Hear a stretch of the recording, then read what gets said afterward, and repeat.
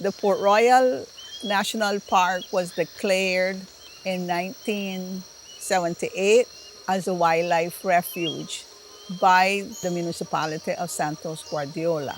And it wasn't until in 2010, along with other protected areas of the Bay Islands, that it was declared as a national park. My name is Irma Brady. I work for the Bay Islands Conservation Association, BICA, as the executive director. Since it's in the high section of the island, you can see outstanding views. Oh, the best part of the park is when it is good days, it's never get hot. Breeze from the south and breeze from the north. My name is Donville Larry Matute, and I am from Canby. I work for the National Park in Port Royal. On a clear day, you can see Morat, you can see Barbaretta, as well as the mountains of Guanaja. And of course, the Bay of Port Royal.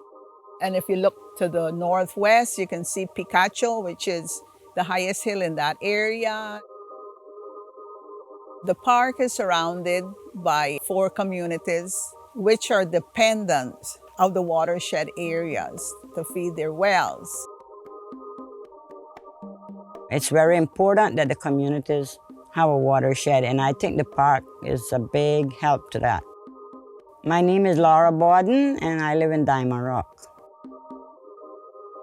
The interesting thing about the park is in that area is the only section of the island where you can find the Pinus caribea.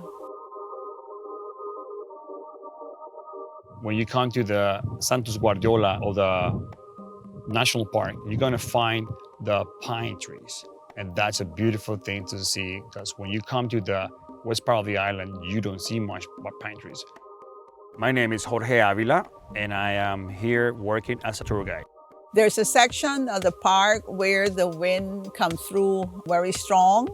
So in that section, it's very interesting to see the form of the pine trees, that because of the prevalent east wind, they bend over somewhat. And because of that feature, they really don't grow that tall. That is pretty much not common, even in Honduras. It's the habitat for the yellow-naped parrot. We have the yellow-naped Amazon, or the Amazonara palliata. That's the resident bird that we have on this area. The yellow-naped parrot is the park's mascot. He's the one that on the signs gives the different messages, as well as in our new educational manual that we haven't released yet to the schools. He is the emblematic figure that talks about the wildlife and the need for protection. They are so beautiful, and they're not too well protected because people find their nesting and they take the young ones from them. We would like to take the opportunity to ask people that been buying the yellow napes or any other bird for that matter, that the pets that they have, to take care of them.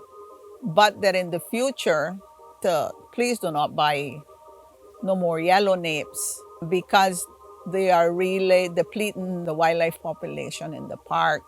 And really, these animals need to be appreciated wild and free. If you come to the park, you will see them flying wild.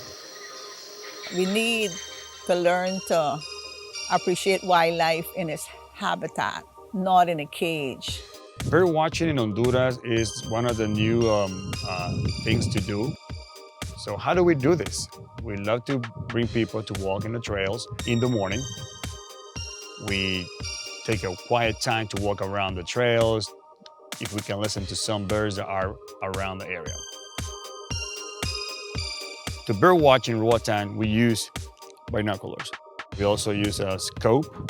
This is also 2 of the things we use to do bird watching, and also a field book. A field guide book is important for us so we can identify all the species that are visiting the island in the migration time. Unfortunately, the park is not free of threats. One of the problems that we've been having is fires that start in neighboring properties, and then because of the wind, they end up encroaching into the park. It's a big problem. Well, and not too much to do, because, well, you never see the people that been doing it. You want to see when the fire start ablaze. That affects the watershed, it's affect the wildlife, it's affect the forest cover. So we need to be more careful with that. The Port Royal National Park is one of the most important assets that we have here on the island. It has endemic flora and fauna. It gives all of us multiple benefits. And there's many ways that everybody can help in the protection of the park to make it better or greater than what it's currently in.